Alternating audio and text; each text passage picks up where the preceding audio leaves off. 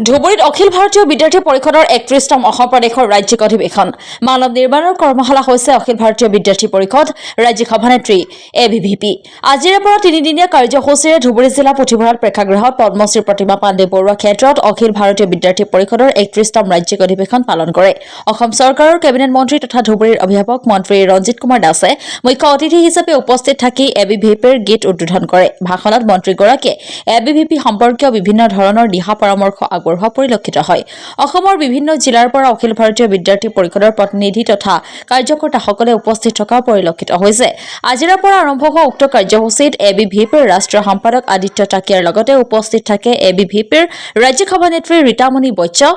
ৰাজ্যিক সম্পাদক মানস প্ৰতিম কলিতা, ৰাষ্ট্ৰীয় স্বয়ং সেৱকৰ অসম ক্ষেত্ৰ প্ৰচাৰক বশিষ্ঠ বুজবৰুৱা, অভ্যৰ্থনা সমিতিৰ সভাপতি প্ৰতুল চক্ৰৱৰ্তী আৰু সাধাৰণ সম্পাদক অমিত গুপ্তা। সকলোকে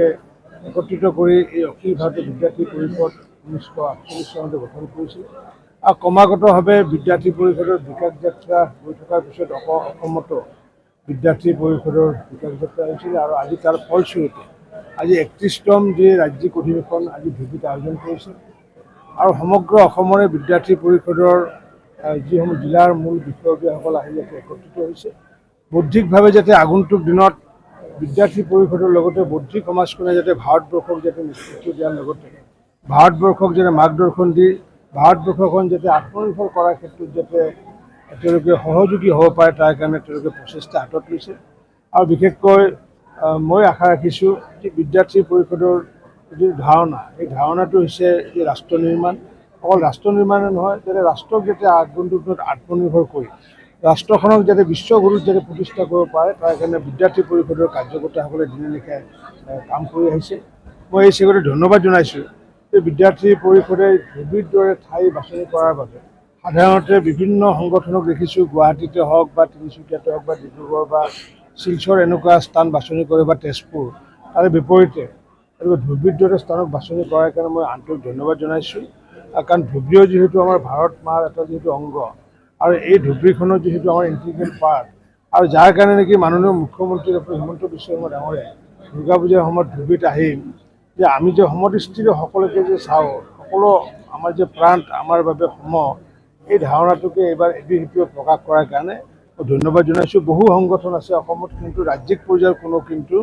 বহু সংগঠনে ৰাজ্যিক পৰ্যায়ৰ অভিৱৰ্তন ধুবুৰীৰ দৰে ঠাইত অনুষ্ঠিত কৰা নাই। গতিকে যাৰ কাৰণে মই অখিল ভাৰতীয় বিদ্যাৰ্থী পৰিষদক মই আন্তৰিক ধন্যবাদ জনাইছোঁ। ধুবুৰীৰ দৰে স্থানত তেওঁলোকে ৰাজ্যিক অভিৱৰ্তন অনুষ্ঠিত কৰাৰ বাবে ABVPৰ এটা শ্লোগান ছাত্ৰ শক্তি ৰাষ্ট্ৰ ছাত্ৰ শক্তিটোকে ৰাষ্ট্ৰ শক্তি হিচাপে আগন্তুক দিনত পৰিগণিত কৰাৰ কাৰণে